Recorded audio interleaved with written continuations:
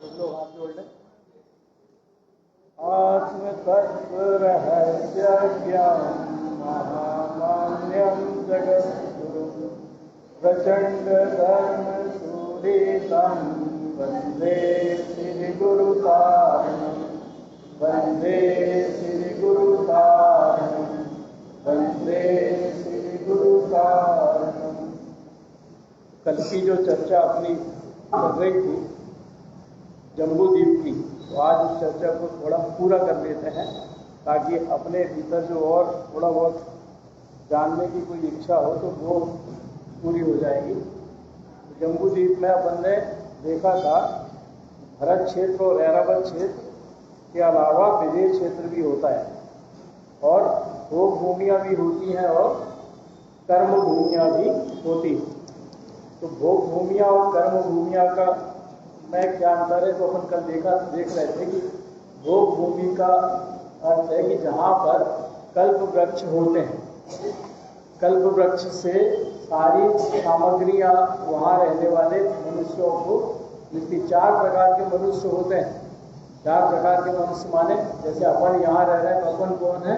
कर्म भूमिज मनुष्य, कर्म भूमि में रहने वाले मनुष्य। इसी तरह भोग भूमिज मनुष्य मतलब भोग भूमि में रहने वाले मनुष्य। इसी तरह एक कुभोग भूमि भी होती है तो वो कहलाते हैं कुभोग भूमिज मनुष्य।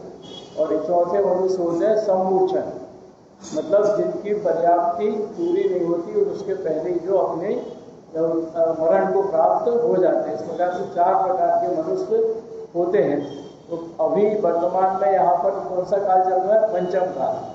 इस पंचम काल के पहले जो काल था चौथा काल, उस चौथे काल में तीर्थंकर परमात्मा या सलाका पुरुष होते हैं भरत क्षेत्र में। इसी प्रकार परिवर्तन ऐरावत क्षेत्र में भी होता है। वहाँ पर भी चौथे काल में सलाका पुरुष और 24 तीर्थंकर होते हैं और 5वां काल वहाँ पर भी ऐसे ही है जैसा भरत क्षेत्र में है। दक्षिण में जम्बूद्वीप के दक्षिण में है अपना भरत क्षेत्र, इसी प्रकार उत्तर में है ऐरावत क्षेत्र। ऐरावत क्षेत्र के बाद 2 क्षेत्र और हैं। कौन कौन से अपन ने दिया था? हिरण्यवत और रम्यक। फिर उसके बाद है विदेश क्षेत्र। इसी प्रकार विदेश क्षेत्र के बाद 2 क्षेत्र और हैं, हरि क्षेत्र और हेमवत क्षेत्र। इस प्रकार से जम्बूद्वीप में कुल होते हैं 7 क्षेत्र। इन 7 क्षेत्रों में हिरण्यवत क्षेत्र और हरि क्षेत्र, हिरण्यवत और हेमवत, इन 2 क्षेत्रों में होती है जघन्य भोग भूमि। इसी प्रकार रम्यक और हरि मतलब जो विदेश क्षेत्र से लगे हुए 2 क्षेत्र हैं उनमें होती है मध्यम भोग भूमि, और जो भरत और ऐरावत क्षेत्र से लगे हुए 2 क्षेत्र हैं उनमें होती है जघन्य भोग भूमि। और विदेश क्षेत्र में एक गजदंत करके 4 पर्वत होते हैं, वो विदेश क्षेत्र को पश्चिम और पूर्व भाग में बांटते हैं। तो उस गजदंत में उत्तर कुरु, उत्तर दिशा का क्षेत्र उत्तर कुरु कहलाता है और दक्षिण दिशा का क्षेत्र देवकुरु कहलाता है। उस उत्तर कुरु और देवकुरु दोनों में होती है उत्तम भोग भूमि। इस प्रकार भरत क्षेत्र में हर समय 2 उत्तम भोग भूमि, 2 मध्यम भोग भूमि और 2 जम्बूद्वीप में, और 2 जघन्य भोग भूमि तो होती ही होती हैं। और जब प्रथम काल रहता है तो प्रथम काल में 2 भोग भूमियाँ, उत्तम भोग भूमियाँ बढ़ जाती हैं, मतलब एक भरत क्षेत्र की और एक ऐरावत क्षेत्र की। इसी प्रकार जब दूसरा काल चलता है तो उत्तम भोग भूमि की जगह कौन सी भोग भूमियाँ बढ़ जाती हैं? तो मध्यम भोग भूमि। और इसी तरह जब तीसरा काल चलता है तो तीसरे काल में रहती है वो भरत क्षेत्र और ऐरावत क्षेत्र में जघन्य भोग भूमि। तो तीसरे काल में 2 जघन्य भोग भूमि बढ़ जाती है। इस प्रकार से ये पूरे जम्बूद्वीप में परिवर्तन चलता रहता है। तो भोग भूमि की अपन ने विशेषता देखी थी कि वहाँ होते हैं क्या 10 कल्प वृक्ष। अगर अपन उनके नाम देखना चाहें तो नाम उनके आते हैं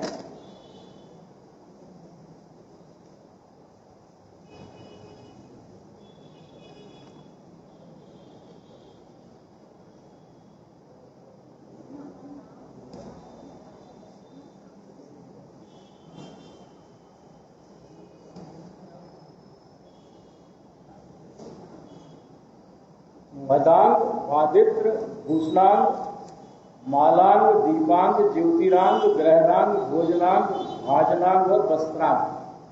मतलब वस्त्रांग नाम है तो उससे वस्त्र मिलते हैं, भोजनांग नाम है तो भोजन मिलता है, बाकी हीरे मोती जवाहरात जो चाहिए हो वो चीज़ वहाँ पर कल्प वृक्ष से मांगने में मिल जाती है। ऐसे पुण्यशाली जीव वहाँ पर होते हैं। तो उत्तम मध्यम जघन्य का क्या अंतर? भोग भूमि तो भोग भूमि होना चाहिए। तो भोग भूमि उत्तम का मतलब कि जैसे अपन गए कि अपने बगल में घर के बगल में मंदिर, अपन आएंगे ही आएंगे मंदिर रोज, मतलब अपने पुण्य का उदय अपन कह लें ज़्यादा। थोड़ी दूर मंदिर हो तो कभी कभी मन भी मार लेंगे रहन तो नहीं जा रहे, तो या बगल वाले की तुलना में कम आएंगे। और दूर मंदिर हो तो और कम आएंगे कि यार इतनी दूर कौन जाए, आज पानी गिर रहा है, आज तेज धूप है, आज मतलब 17 दिमाग में बहाने।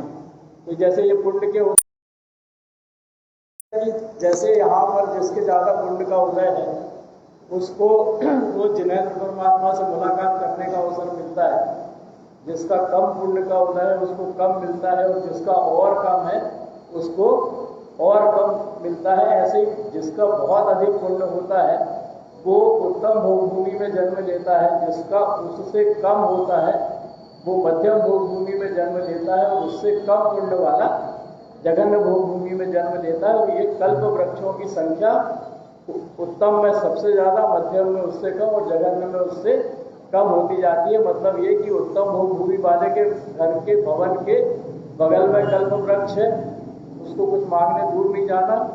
मध्यम भोग भूमि के लिए थोड़ी दूरी पर कल्प वृक्ष है, और जघन्य भोग भूमि के वाले के लिए और ज़्यादा दूरी पर। ऐसा अपन कल्पना करके कह सकते हैं, ऐसा कहीं लिखा नहीं है। मतलब पुण्य की अपेक्षा अपन व्याख्या उसकी कर सकते हैं।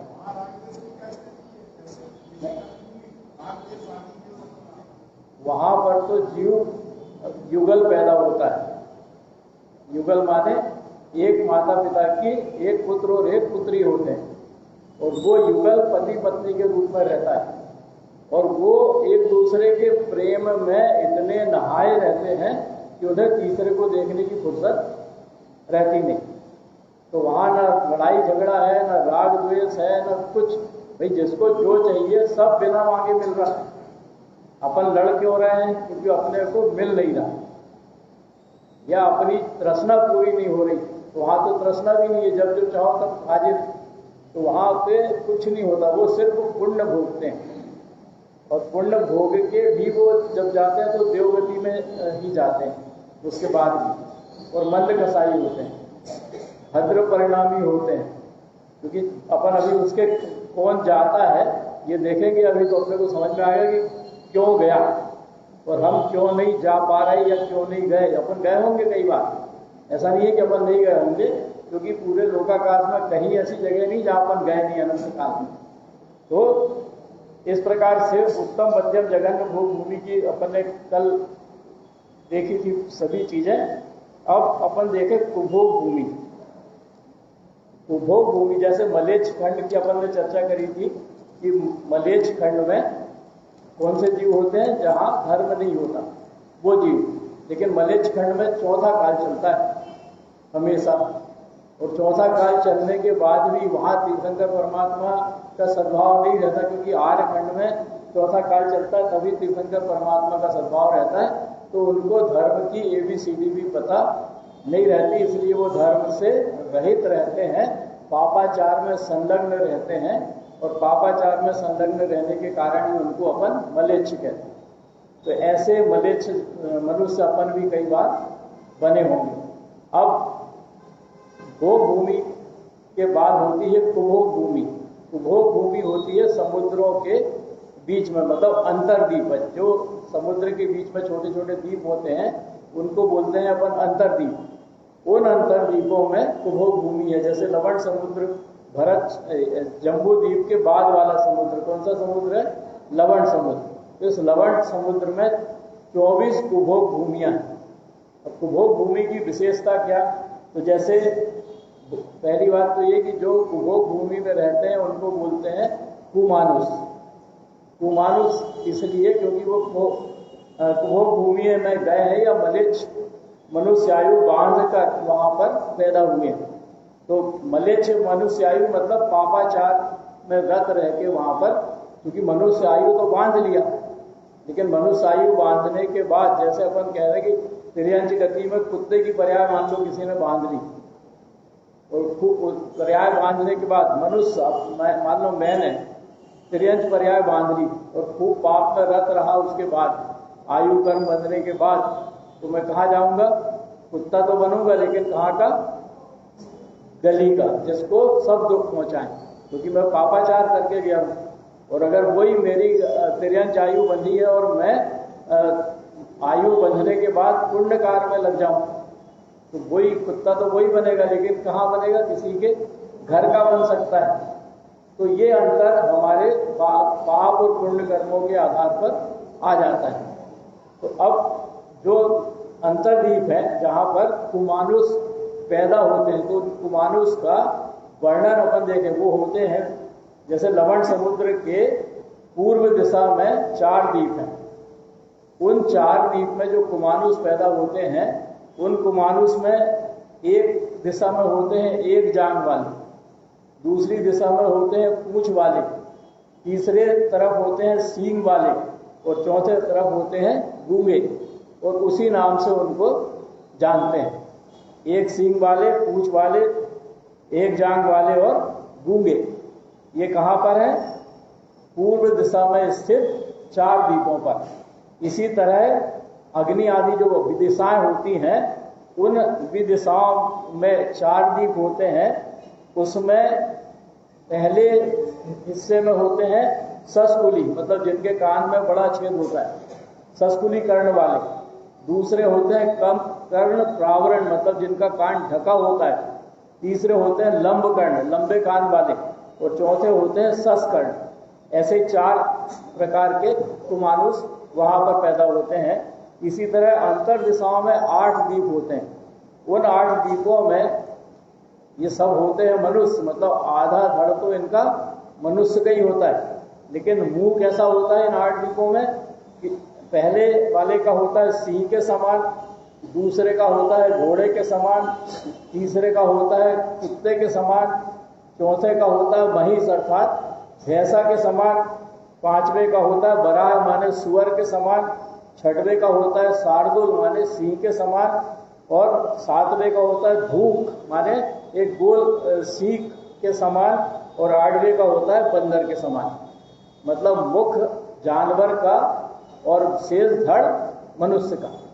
ऐसे कुमानुष होते हैं 8 द्वीपों पर। फिर हिमवान पर्वत के पश्चिम दिशा में जो 4 द्वीप होते हैं, 2 द्वीप होते हैं, उसमें एक द्वीप में मछली के मुख वाले मनुष्य होते हैं और दूसरे में काल मुख वाले मनुष्य होते हैं। इसी तरह दक्षिणी विजयार्थ में मेष मुख वाले, मेष माने वृषभ या बैल के मुख वाले, और दूसरे तरफ होते हैं गाय के मुख वाले। इसी तरह शिखरी पर्वत के पूर्व पश्चिम में मेघ मुख वाले, विद्युन मुख वाले, और उत्तरी विजयार्थ में आदर्श मुख वाले और हस्ती माने हाथी के मुख वाले। ऐसे मनुष्य होते थे। ऐसे अपने को जानने का क्या फायदा? इस जानकारी से अपने को क्या मिलता? अपन कहते हैं ना मनुष्य बन जाएं, तो मनुष्य भी बने तो ढंग के बने। एक कुमानुष है जो कहाँ रहते हैं? कुछ के तो भवन होते हैं और कुछ वृक्ष के नीचे रहते हैं। भोग भूमि है, भोग भूमि है मतलब करना कुछ नहीं है, लेकिन जो कुछ खाते हैं मिट्टी, जो भवन में रहते हैं वो वहाँ की मिट्टी खा के रहते हैं, और जो वृक्ष के नीचे रहते हैं वो वृक्ष में लगे फल फूल खा के रहते हैं। ऐसे जिसका कौन सी योनि मिली है? मनुष्य योनि, लेकिन जीवन कैसा है? तिर्यंच जैसा। तो ऐसी मनुष्य योनि पाने का क्या फायदा जिससे तिर्यंच जैसा रहना पड़े? अब इसमें एक टांग वाले, ये गुफाओं में कौन रहते हैं? एक टांग वाले। एक आया था ना इसमें आगे, एक टांग वाले। तो एक टांग वाले जितने भी कुमानुष होते हैं वो रहते हैं गुफाओं में, और बाकी जितने भी प्रकार अपन ने देखे वो सारे के सारे रहते हैं वृक्ष के नीचे। अब कौन पैदा होते हैं ये अपन देखें, क्योंकि अपने को यही मुख्य है कि अपन को अगर इधर नहीं जाना है तो इसके जानने के पीछे केवल एक उद्देश्य कि अगर हमें यहाँ नहीं जाना है तो हमें, अगर हमारे भीतर इसमें से कोई भी बात है तो उसको हम दूर करें। तो कौन जाते हैं? जो मिथ्यात्व में रचे पचे रहते हैं, मतलब जो मिथ्यात्व को नहीं छोड़ते, एक क्वालिटी। दूसरी, मंद कसाई होते हैं वो भी मिथ्यात्व के बाद भी, क्योंकि भूमि में जा रहा है ना बिना कुछ करे खाने वाले, तो मंद कसाई होते हैं। प्रिय बोलने वाले होते हैं, मतलब किसी को वेवे नहीं करते, लेकिन प्रिय बोलने के साथ भी कुटिल परिणामी होते हैं, मतलब अंदर में मायाचारी होती है। और मिथ्या देवों की भक्ति में हमेशा तत्पर रहते हैं।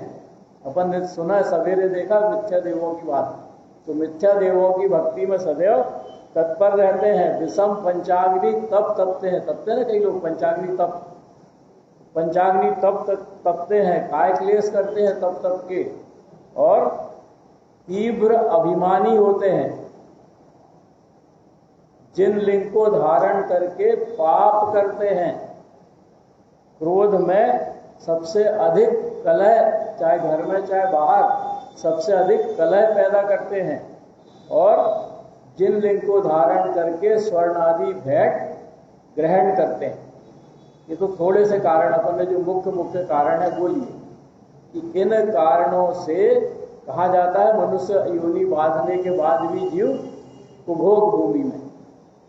और अगर हमें मनुष्य बन के वापस कहाँ जाना है? भरत क्षेत्र या ऐरावत क्षेत्र में। तो भरत क्षेत्र या ऐरावत क्षेत्र में जाने के लिए पात्रता क्या है? तो अपन देखें, पहली पात्रता है भद्र विनीत स्वभाव, मतलब विनयावत हमेशा रहे। दूसरा है मार्दव आर्जव परिणाम, न मान रहे ज्यादा और न मायाचारी रहे। तीसरा है सुख समाचार कहने में रुचि। क्या मतलब इसका? अपन अस्पताल किसी को देखने गए, वो बीमार पड़ा है और उसको जाके अपन कह रहे हैं कि भैया ये बीमारी तो ऐसी खतरनाक है, मेरे दद्दा को हुई थी तो वो तो निपट गए थे, मेरे चाचा को हुई थी तो उनको इतनी बड़ी बीमारी थी कि बड़ी मुश्किल से बचे थे, 2 साल में ठीक हुए थे। तो ये सुख समाचार है कि दुख समाचार है कि नहीं? अपन जब किसी से अस्पताल में मिलने जाते हैं तो काय के लिए जाते हैं? हालचाल पूछने। और कई लोग ऐसे होते हैं जो हालचाल तो पूछते हैं और उसको और डरा के आ जाते हैं। तो अगर हमारे भीतर इस तरह की प्रवृत्ति है तो हम सुख समाचार नहीं कह रहे हैं। भाई हमेशा देखो, कोई भी व्यक्ति है तो उसमें 1000 दोष हों, हमको उससे क्या लेना देना? अरे हमें अगर वो मिल रहा है तो हम उससे कितनी देर मिलेंगे? घंटे, आधे घंटे, 1 दिन, 2 दिन, तो उतनी देर अगर हम उससे मिलेंगे तो हम उसका कोई ना कोई गुण देख लें। हर व्यक्ति में कोई ना कोई गुण तो होता ही है, ऐसा तो है नहीं कि किसी के भीतर एक भी गुण ना हो। तो अपन गुण देख के उसके गुण की चर्चा कर लें। हम क्यों उसके दोष की चर्चा करके अपने भी भाव खराब कर रहे हैं और उसको उसके सामने कर रहे हैं, तो वो भी शत्रुता बांध रहा है हमारे से, नहीं? तो ऐसे हम क्यों चर्चा करें व्यर्थ की, जिससे सामने वाला दुखित हो? तो इसलिए हमें सकारात्मक सोच हमेशा अपनानी चाहिए, चाहे हम मनुष्य गति में जाए चाहे ना जाए। अगर हमारी सकारात्मक सोच रहेगी तो हमें दूसरों के दोष देखने की हमारी जो प्रवृत्ति है वो खत्म होगी, गुण देखने की प्रवृत्ति हमारे भीतर डेवलप होगी, और हमारा फिर बिना कुछ करे कौन सा अंग पलेगा? कौन सा अंग पलेगा? दूसरों के दुख नहीं, दूसरों के दोष नहीं देखेंगे तो वो गुहन अंग बैठे टाले पलेगा अपना। जो सम्यक दर्शन के 8 अंग होते हैं उसमें एक गुहन अंग होता है जो ये बताता है कि दूसरों के दोषों के वर्णन नहीं करना, अपनी प्रशंसा, अपने गुणों की बखान नहीं करना। और अगर अपन क्या कर रहे हैं? अपने गुणों का बखान कर रहे हैं, दूसरे के दुखों का, दूसरों के दोषों का वर्णन कर रहे हैं, तो कौन सा अंग हो गया? अनुगुहन, उल्टा। और यह हमारी प्रवृत्ति रहती है कि मैं जब अध्यक्ष था तो मेरे अध्यक्ष काल में ये काम हुए। वर्तमान में जो अध्यक्ष है वो तो बिल्कुल निकम्मा है, उससे तो कुछ बन ही नहीं रहा। तो क्या हुआ, ये अपने गुणों का बखान और उसके दोषों का बखान। तो हमें हमेशा ये पढ़ने लिखने, इसको जानने का केवल यही फायदा भैया कि अपन सुधर जाएं। बाकी ये सब तो किस्सा कहानी पुस्तकों में भी लिखी है और सब पढ़ के जान सकते हैं, नहीं। तो तीसरा है, रेत में खींची गई रेखा के समान क्रोध हो।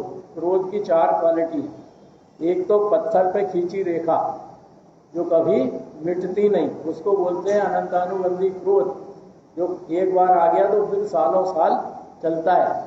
दूसरी होती है मिट्टी पर खींची रेखा, जो 6 महीने में तो मिट ही जाती है, उसको बोलते हैं अप्रत्यक्षानावरण क्रोध। तीसरी रेखा होती है रेत पर खींची रेखा, जो अप्रत्यक्षानावरण क्रोध के बराबर होती, मतलब रेत पर खींची रेखा 1 दिन 2 दिन में मिट जाती है। और चौथी होती है पानी पर खींची रेखा, जो उठती है और तुरंत मिट जाती है। तो ऐसे हमारी कौन सी कसाय होनी चाहिए? अगर हमें मनुष्य गति में जाना है तो प्रत्यक्षानावरण है तीसरे नंबर की, मतलब 2 कसाय चौकड़ी का अभाव। 2 कसाय चौकड़ी का अभाव तो वर्तमान पंचम काल में होना संभव नहीं है हमारा। तो कम से कम अनंतानुबंधी तो छोड़ दें। किसी से बैर बांधा हो पिछले साल से पूरी जिंदगी में अभी तक, तो क्षमा वाणी पर उससे क्षमा मांग ले खुले दिल से। महिलाओं में भी आपस में ज़्यादा होता रहता है, उसने अच्छी साड़ी पहनी तो क्यों, मैंने अच्छी क्यों नहीं पहनी, ये इस तरह मतलब कोई भी कारण लेके वैमनस्यता महिलाओं में भी ज़्यादा होती है पुरुषों की अपेक्षा। तो अगर ऐसी वैमनस्यता हमारे भीतर किसी को लेके है तो हम इस क्षमा वाणी को सच्चे दिल से क्षमा मांग लें, क्योंकि अनंतानुबंधी कसाय बांधने से किसी को कभी फायदा तो मिलने वाला नहीं है, उसके कारण नुकसान ज़्यादा है। तो ऐसी मर्द कसाय मतलब रेत में खींची गई रेखा के समान हमारा क्रोध हो, सबसे सरल व्यवहार हो, अल्प परिग्रह हो, और जितना है उसमें सुखी माने संतोष वृत्ति हो, हिंसा से निवृत्ति हो, मतलब संकल्पी हिंसा तो हमारी छूटनी ही चाहिए। दुष्ट कार्यों से निवृत्ति, कोई भी दुष्ट कार्य की न खुद को करना, न दूसरे से कराना, और न उसकी अनुमोदना करना। और सबसे बड़ा जो गुण इसमें लिखा है मनुष्य गति में जाने का, कम बोलना। और ये कम बोलना बड़ा मुश्किल काम है, क्योंकि अपन बिना बात के सलाह देने के आदी होते हैं, और बिना बात के सलाह देने का आदी होने के कारण अपन दिन भर कुछ ना कुछ बोलते रहते हैं। जबकि मौन रहने में इतना फायदा है कि एक तो हिंसा से बचते हैं। कैसे बचते हैं हिंसा से? वायु का एक जीव, हमारा शरीर का टेम्परेचर रहता है 39 डिग्री, बट वातावरण का सामान्यतया 20-25 डिग्री। तो वायु का एक जीव हमारे मुंह से जो भाप निकलती है, उस गर्म भाप के कारण मरण को प्राप्त हो जाते हैं। तो मौन रहेंगे तो कम मरेंगे ना भाई। इसी कारण मुनिराजों को भाषा समिति पालने के लिए कहा जाता है कि वो कम से कम बोलें, और सूर्य डूबने के 2 घड़ी पहले से तो अनिवार्य रूप से मौन ले लें, ये कहा जाता है मुनि के लिए। और कब तक रहे मौन? कम से कम सूर्य निकलने के 2 घड़ी बाद तक। क्यों? क्योंकि सूर्य निकलने के 2 घड़ी बाद कृषि की संख्या कम होती है, और सूर्य डूबने के 2 घड़ी पहले से बढ़ना शुरू हो जाती है। तो इसलिए उनको मौन रहने को भाषा समिति पालने के लिए नियम है। तो अपन भी मौन रहना सीखें। बिना बात की सलाह देने से कोई मानता तो है नहीं आजकल सलाह, तो क्यों अपन सलाह दें किसी को? नहीं, करना तो उसे वो ही रहता है जो उसको करना है। हम सलाह दें तो भी और ना दें तो भी, तो भैया ज्ञायक बनना सीखे ना अपन। जो हमारा स्वभाव है ज्ञायक बनना, वो क्यों नहीं रह सकते हैं? क्योंकि अपन ने तो 5 संवाय पढ़ ली, तो श्रद्धान में तो हमारे आ जाना चाहिए कि जो होना है वो तो क्रमबद्ध निश्चित अटल है। मैं कहूँगा तो और नहीं कहूँगा तो, पुरुषार्थ तो सब करेंगे। मतलब अगर कोई गलत काम हो रहा है तो उसमें तो टोकना ही टोकना है, और कोई काम सही हो रहा है उसमें भी पुरुषार्थ तो करना ही करना है। ऐसा नहीं कि इस 5 संवाय को सोच के बैठ गए कि अब मुझे तो कुछ करना ही नहीं, अपने आप होगा। हालांकि पुरुषार्थ करने के भाव भी खुद होते हैं, उसमें भी कर्म निमित्त में आता है, कर्मोदय निमित्त में आता है, और खुद अपने आप भाव होते हैं। तो पुरुषार्थ तो हमें करना ही है, लेकिन अंतर में हमारे श्रद्धान में आ जाए कि मैं निमित्त हूँ, इतना भी अगर आ जाए तो ये हमारे मनुष्य जीवन की वर्तमान काल में बहुत बड़ी उपलब्धि हो जाएगी, अपने को निमित्त मानना।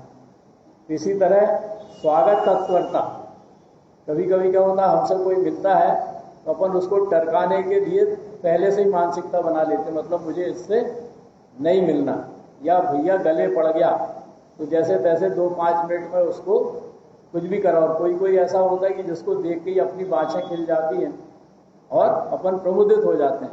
तो यहाँ पर स्वागत तत्परता का अर्थ है कि प्रत्येक के प्रति हमारे समभाव रहें, किसी को लेके घृणा के भाव और किसी को लेके प्रेम के भाव ना रहे तो मनुष्य गति मिलेगी। ईर्षा रहित परिणाम, अल्प संक्लेश, ये बहुत महत्वपूर्ण है।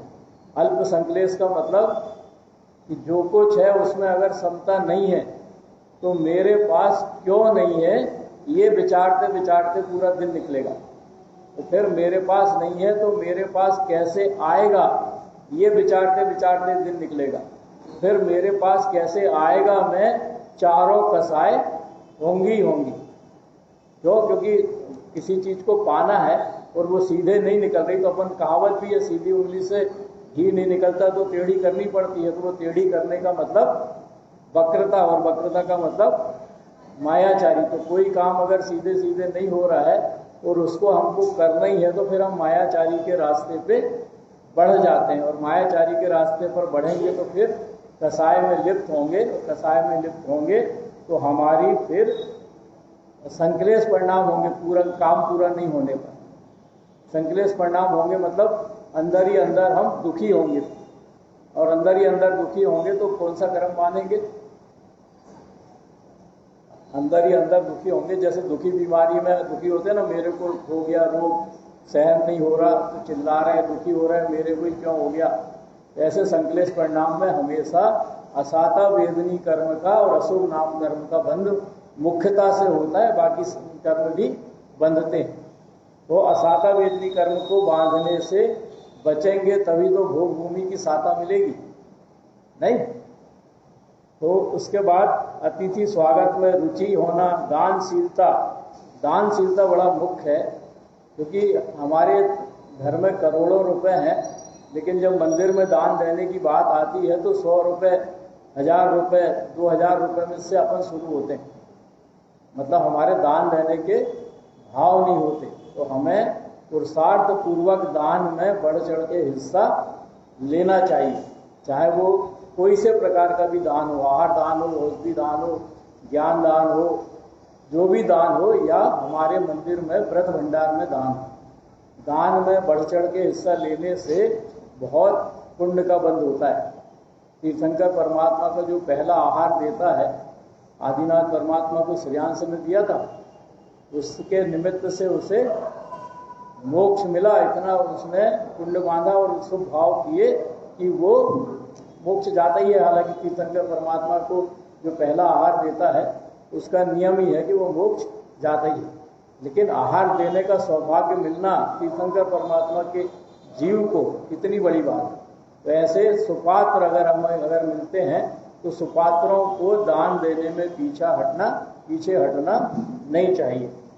और हमारे परिणाम कापोत लेस्या के ऊपर ना जाए, तीर्थ से पद्म पे भले ही ना जाए, लेकिन कापोत के ऊपर ना जाए। ऐसे हमारे परिणामों की हमको संभाल करना चाहिए। और धर्म ध्यान में रत होना चाहिए। धर्म ध्यान 4 प्रकार का अपन पढ़ते हैं, पदस, पिंडस, रूपस और रूपातीत। वो धर्म ध्यान है। ध्यान तो 4 प्रकार के, कौन कौन से? 8 ध्यान, रौद्र ध्यान, धर्म ध्यान और शुक्ल ध्यान। तो 8 ध्यान अपन सामान्यतया जो व्रत रहते हैं दिन भर, वो रहते हैं 8 ध्यान और रौद्र ध्यान में। धर्म ध्यान तो अपन सोचते ही नहीं है, क्योंकि अपने को पता ही नहीं रहता कब हमें धर्म ध्यान करना है। जैसे अपन चलो ध्यान की 2 मिनट चर्चा करते हैं। जैसे आर्त ध्यान है तो आर्त ध्यान के 4 इष्ट संयोग, अनिष्ट इष्ट वियोग, अनिष्ट संयोग, पीड़ा चिंतन और निदान। तो इष्ट वियोग मतलब मेरे किसी इष्ट का मेरे से दूर हो जाना। तो वो जरूरी नहीं है कि वो व्यक्ति ही हो। अब मेरे को इष्ट है मेरा धन, तो धन का वियोग अगर हो गया तो मेरे को संक्लेश परिणाम होते हैं। घर में चोरी हो जाए, कोई उधार लेके वापस नहीं दे, या किसी अन्य तरीके से धन की हानि हो जाए और मुझे धन प्रिय है, तो उसके जाने के कारण मुझे दुख होता है। और उस दुख में मैं क्या करता हूँ, पीड़ा चिंतवन। पीड़ा चिंतवन माने उस पीड़ा को पूरे समय विचारते रहता हूँ। उस धन के जाने की पीड़ा को विचार विचार के कोढ़ता रहता हूँ और कोढ़ कोढ़ के कर्मों का बंध करता रहता हूँ। कब? इष्ट वियोग में। और वो इष्ट कोई सा भी हो सकता है। जैसे 5 इंद्रिय के विषय भोग में से किसी इंद्रिय का विषय भोग भोगने की तीव्र इच्छा है और कहीं किसी ने अंतराय डाल दिया, तो किसी ने अंतराय डाल दिया तो वो इंद्रिय विषय भोग अब हमको भोगने को मिल नहीं रहा। तो जिसने अंतराय डाला उसके प्रति हमें आएगा क्रोध, और जिस इंद्रिय के विषय को भोग नहीं पाए उसके कारण अंतर में क्या होगी, पीड़ा। तो उसमें ही दुखी होते रहेंगे पूरे समय। तो ऐसे किसी भी प्रकार के, क्योंकि इसको विस्तृत अपन नहीं कर सकते, विस्तृत करेंगे तो फिर बहुत हर जगह हर प्रकार से इसको चिंतन कर सकते हैं अपन कि कहाँ कहाँ हमको पीड़ा चिंतन हम करते हैं इष्ट वियोग में। इसी तरह अनिष्ट संयोग, अनिष्ट संयोग में हम जिसे नहीं चाहते वो हमारे संयोग में आ जाए। जैसे कोई व्यक्ति को हम चाहते नहीं कि वो हमारे घर मेहमान बन के आए, और वो मेहमान बन के आ जाए तो हमें क्या लगता है ये क्यों आ गया। तो उसको दूर करने की तरकीब और उसके आने से जो हमारे घर में व्यवधान हो रहा है, उस व्यवधान के कारण हमें पूरे समय परिणाम हमारे विपरीत चलते हैं, संक्लेश परिणाम। या किसी ऐसी चीज के संयोग हमारे साथ हो जाए जो प्रतिकूल है, जैसे बीमारी आ जाए। तो बीमारी किसी को पसंद नहीं होती, और बीमारी में अगर बीमारी लंबी चले तो आदमी 1 दिन 2 दिन तो ठीक रहता, फिर सोचता कि ये बीमारी कब निकलेगी। तो उसके निकलने की चिंता में पीड़ा चिंतन करते रहता है, पीड़ा के भाव का चिंतन करते रहता है और कर्मों को बांधते रहता है। तो इस तरह से ये आर्त ध्यान कहलाते हैं। और आर्त ध्यान से हमेशा एक तो दुर्गतियों का ही बंद होता है, अपन संक्षेप में कहें तो हमेशा दुर्गतियों का ही बंद होता है। और निदान बंद तो और खतरनाक है। निदान बंद मतलब मैं ऐसा करूंगा, जैसे आज मुझे किसी ने मेरी इज्जत उतार दी और मैं उसका जवाब देने में सक्षम नहीं हूं, तो मैंने मन में गांठ बांध ली कि मैं जब मेरा समय आएगा तुझे देख लूंगा। तो अब वो देख लूंगा मेरा 1 जन्म में पूरा होगा, 2 जन्म में पूरा होगा कि 1000 जन्म में पूरा होगा, ये अपने को नहीं पता। लेकिन उतने दिन तो हमने अपने संसार परिभ्रमण को बढ़ा लिया, क्योंकि शत्रुता वो मरेगा तो जरूरी थोड़ी कि दोबारा फिर हम आमने सामने अगले पर्याय में मिले। हो सकता है 10 पर्याय बाद मिले, 20 पर्याय बाद मिले, 1000 पर्याय बाद मिले। तो जहाँ वो मिलेगा वहाँ पर हमें उससे शत्रुता निभानी है। तो निदान बंद ऐसा बंद है जो पूरा होता ही है, वो छूटता नहीं है, वो हमेशा पूरा ही होता है, चाहे वो कोई सा निदान बंद हो। जैसे अपन ने किसी चीज को भोगने के लिए निदान बंद कर लिया, इसे तो मैं भोग के रहूंगा, तो वो भोग के रहूंगा, मैं कब भोगूंगा, क्या बन के भोगूंगा, ये अलग बात। लेकिन वो भोगने को तो मिलेगा, कब मिलेगा, कैसे मिलेगा, ये अलग बात। लेकिन निदान बंद बांध के मैंने वो पाप कर्म तो इसी पर्याय में बांध लिया। तो ऐसे आर्त ध्यान से कोई फायदा होता नहीं है। इसी तरह रौद्र ध्यान के अपन काफी पढ़ चुके हैं, हिंसा नंदी, प्रसा नंदी, चौर्या नंदी और परिग्रह नंदी। और रौद्र ध्यान से हमेशा नरक गति का ही बंध होता है।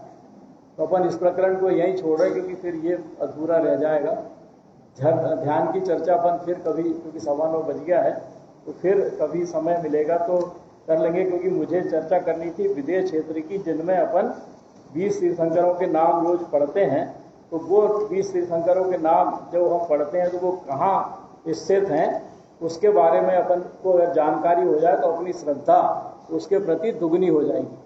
क्योंकि विदेश क्षेत्र के 20 तीर्थंकर अपन रोज नाम पढ़ते हैं, लेकिन वो किस तरह से विराजमान है ये अगर अपने को पता नहीं है तो अपन नाम पढ़ के छोड़ देते हैं, और अगर पता लग जाएगा तो हो सकता है कि अपनी श्रद्धा उनके प्रति दुगनी हो जाए।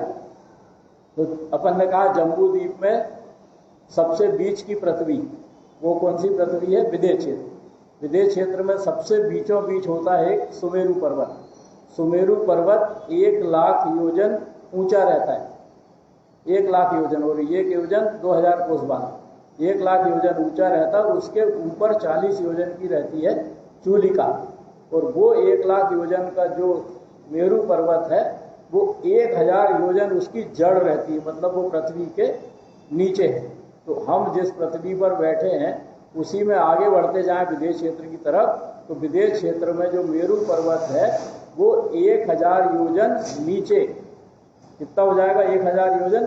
अपन ने 2000 कोस के 2000 के आधार पर जो निकाला था कि 2000 कोस का 1 योजन, 2000 कोस का 1 योजन माने 4000 मील का 1 योजन, या 6000 किलोमीटर का 1 योजन, मतलब कितना हो गया? 60 लाख किलोमीटर नीचे है पृथ्वी के, 60 लाख किलोमीटर नीचे पृथ्वी के है। और अपन कहते हैं कि पृथ्वी घूमती है, मतलब जैन सिद्धांत कहता है पृथ्वी स्थिर है, विज्ञान कहता है पृथ्वी घूमती है। जब 60 लाख किलोमीटर नीचे तो जड़ है उसकी मेरु पर्वत की, तो 60 लाख किलोमीटर के बाद वो 99,000 योजन ऊपर, और उसके ऊपर 40 योजन की उसकी चूलिका है। 99,000 योजन पे उसके है पांडुक वन, ऊपर जाके वो 10,000 योजन का रह जाता है चौड़ा, उसकी घेरा 10,000 योजन का रह जाता है मेरु पर्वत का। नीचे तो कई गुना है उससे, ऊपर जाते जाते 10,000 योजन का घेरा रह जाता है। 10,000 योजन भी बहुत बड़ा हो गया, मतलब कितना? 60 लाख में 10,000 का गुणा करें, इतने किलोमीटर का घेरा, उसमें पांडुक शिला होती है। उस पांडुक शिला पर तीर्थंकर परमात्मा जो भरत क्षेत्र के, ऐरावत क्षेत्र के, विदेश क्षेत्र के पांडुक शिला अलग अलग दिशा में अलग अलग होती हैं, उस पांडुक शिला पर अभिषेक होता है किसका?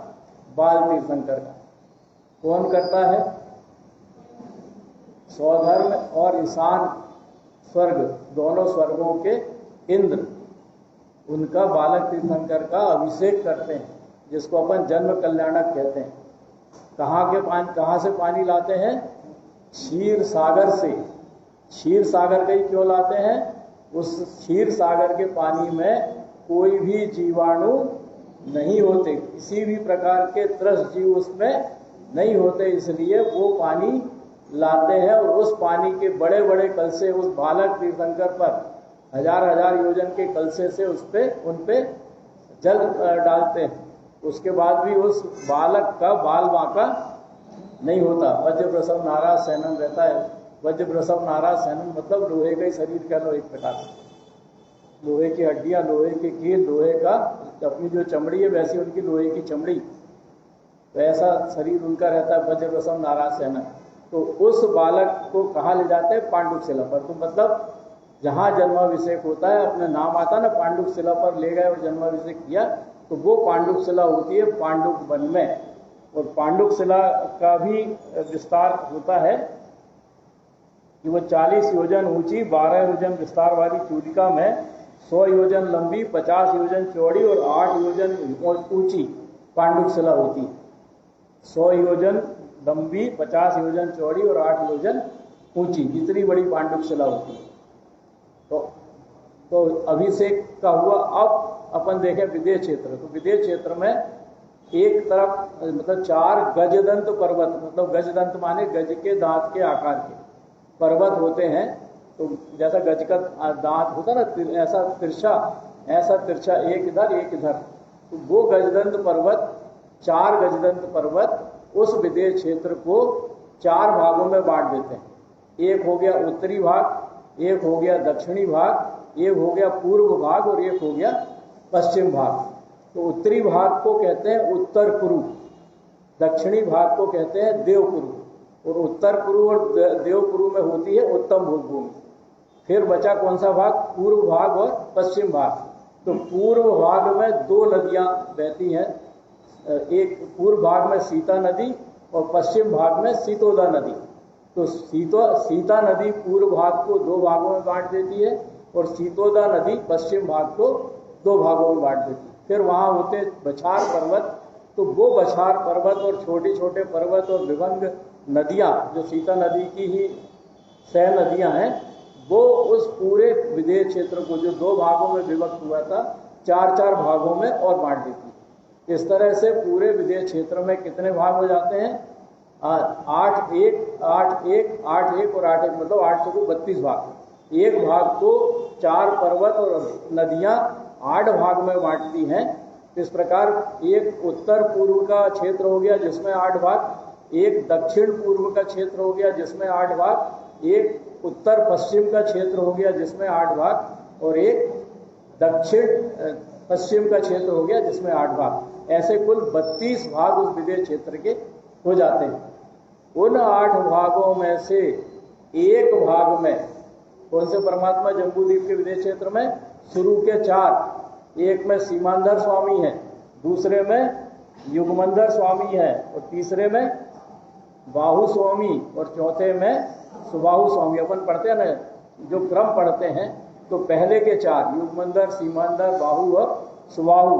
तो युगमंधर सीमांधर स्वामी है उत्तर पूर्व के एक क्षेत्र में, युगमंधर स्वामी है दक्षिण पूर्व के एक क्षेत्र में, बाहु स्वामी है उत्तर पश्चिम के एक क्षेत्र में, और सुबाहु स्वामी है दक्षिण पश्चिम के एक क्षेत्र में। वो किस नगरी में है, वो नगरी का नाम भी लिखा है उसमें कि किस नगरी में। जैसे सामान्यतया हर जगह नगरी के नाम चलते हैं, पुंडरीकनी, विजया नगरी, अयोध्या नगरी और सुसीमा, यही नाम रिपीट हर क्षेत्र में होते रहते हैं। वैसे नगरियों के नाम भी हैं। 4 हो गए कहाँ? अपने जम्बूद्वीप के विदेश क्षेत्र के 4 स्थानों पर, मतलब 8 में से कोई एक स्थान। वो हमेशा निश्चित नहीं रहता कि कौन से स्थान पर हैं, लेकिन किसी न किसी स्थान पर रहेंगे, ये पक्का है। और हमेशा अपन कहते हैं सदा सर्वदा विराजमान, तो क्या वो मरते, उनका मरण नहीं होता कभी?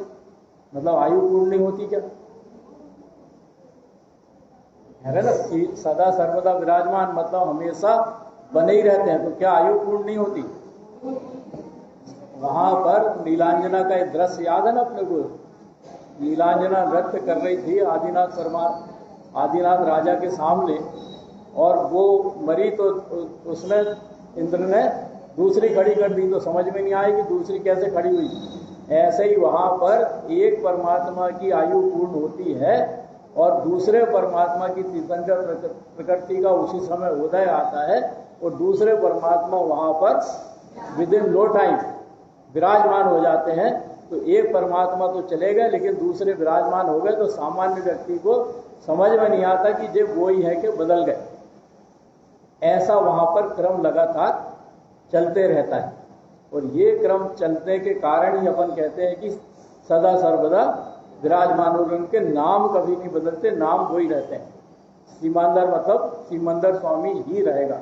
इसी तरह जब अपन ने जैसे जम्बूद्वीप का देखा, ऐसे ही घातकी खंड द्वीप में 2 विदेश क्षेत्र होते हैं। भरत, ऐरावत आदि 7 क्षेत्रों की रचना जैसी जम्बूद्वीप की, वैसे ही होती है घातकी खंड द्वीप की, और उसमें 2-2 होते हैं, लेकिन 2 भरत, 2 ऐरावत, 2 विदेह। इसी प्रकार पुष्करवर द्वीप में भी 2 भरत, 2 ऐरावत, 2 विदेह। तो ऐसे जो घातकी खंड द्वीप के मेरू पर्वत हैं, उसमें एक मेरू पर्वत पर अगले 4 पूर्व दिशा वाले पे, और पश्चिम दिशा वाले पर अगले 4, ऐसे 2 मेरू पर 8 परमात्मा विराजमान रहते हैं। और शेष 8 कहाँ विराजमान रहते हैं? पुष्करवर द्वीप के 2 मेरू पर। 2.5 द्वीप अपन ने पढ़ा था, तो 2.5 द्वीप में 4 जम्बूद्वीप में, 8 घातकी खंड द्वीप में, और 8 पुष्करवर द्वीप में। ऐसे 20 तीर्थंकर परमात्मा 2.5 द्वीप में विराजमान है, कोई एक जगह पर विराजमान नहीं है। तो ऐसे 20 तीर्थंकरों को अपन यहाँ पर बैठ के आप परोक्ष रूप से नमस्कार करते हैं। और भावना भाते हैं कि उनका हमें पाद मूल का निमित्त मिले और हम भी छायक सम्यक दृष्टि हो और छायक सम्यक दृष्टि होके हम भी निर्वाण को प्राप्त करें, ऐसी भावना भाते हैं। विदेश क्षेत्र के 20 तीर्थंकरों का नाम लेने का मतलब ये नहीं है कि केवल नाम पढ़ लिया, भाई श्रद्धा भाव से पढ़ने को कहा जाता है, पर मंदिर विधि में तो अपन श्रद्धा भाव तो दूर, नाम ही ढंग से ले लें तो भी बड़ी बात। जबकि वहां पर पूजा करने का मतलब यह है कि कोई अगर पूजा कर रहा है, 24 तीर्थंकर परमात्माओं के नाम ले रहा है या 20 तीर्थंकर परमात्माओं के नाम ले रहा है, तो पूजा करने का मतलब ही है कि वहां पर श्रद्धा पहले आनी चाहिए। और हम तो पढ़ते रहते हैं, पढ़ते इधर भी देखते हैं इधर भी देखते हैं, बात भी कर लेते हैं बीच में और पूजा हमारी पूरी हो जाती है। तो इसलिए तो हमें मंदिर विधि का बहुमान नहीं आता। अरे आप अपन परोक्ष रूप से सारे तीर्थंकरों को यहाँ बैठ के नमस्कार करने का हमें अवसर मिल रहा है। अपन बाद में पढ़ते हैं नाम लीजिए तो पुण्य की प्राप्ति होए, और उस पुण्य को हम काय में कमा रहे हैं, यहाँ पे बैठ के भी बात करके कमाते हैं उसको। मंदिर विधि की महिमा ही नहीं आती हमको कभी। यहाँ पर बैठ के भी, मंदिर विधि में बैठ के भी हम अपने संसार में व्यस्त रहते हैं। तो इसलिए तो इनके नाम अपन पढ़ रहे हैं कि इनके बारे में जान के और हम पुण्य का बंद कर लें, कम से कम कुछ नहीं हो रहा। तो भाई दुकान में, बाजार में, घर में तो पाप का ही बंद कर रहे हैं। यहाँ पर अगर अवसर मिल रहा है तो उस अवसर का भी हम यहाँ बैठ के बात करने में दुरुपयोग करके उस अवसर को भी गवा देते हैं।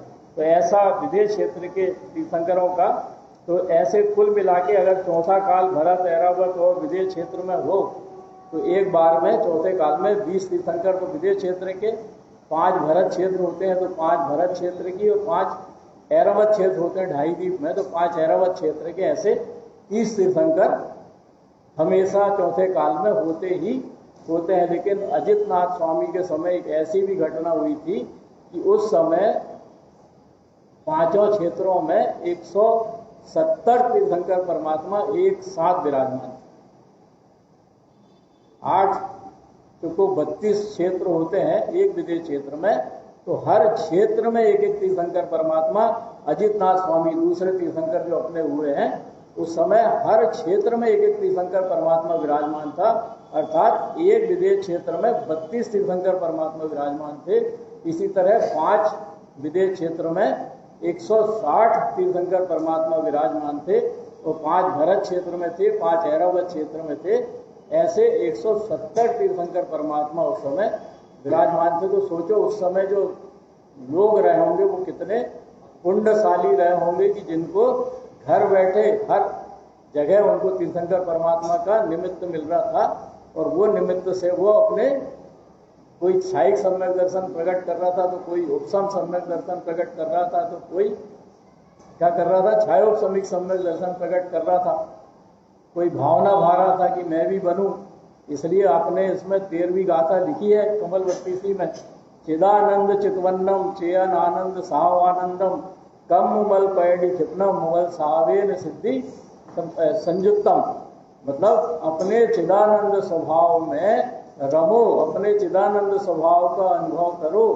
अगर सुख संपत्ति अपने चिदानंद स्वभाव से संयुक्त हो, अगर तुम अपने चिदानंद स्वभाव से संयुक्त होगे तो तुम अनंत आनंद की अनुभव, अनंत आनंद का अनुभव करोगे, अपने नंद आनंद स्वभाव में डूब जाओगे। और जब तुम अपने नंद आनंद स्वभाव में डूब जाओगे तो तुम्हारे कर्म दुम दबा के भाग जाएंगे, अपने आप क्षय हो जाएंगे, तुम्हें करना नहीं पड़ेगा। तो ऐसी ऐसी महिमा अपने ग्रंथों में भरी पड़ी है, लेकिन अपन उसको खोल के देखने को तैयार नहीं है। और हमें महिमा ही नहीं आती कि हमारे धर्म में भी तारण स्वामी कुछ स्थाती रख गए। अरे जब खोल के देखेंगे तब तो पता लगेगा कि क्या है और क्या नहीं है। तो हमें बहुमान आना चाहिए कि ऐसे आडंबर विहीन तारण पंथ में हमने जन्म लिया है, जहाँ क्रिया का कोई काम नहीं है, जहाँ केवल तारण स्वामी ने आत्मरमणता को प्राथमिकता देके और अपनी बात कही है। ऐसे तारण स्वामी की जय हो। जय नमोस्तु।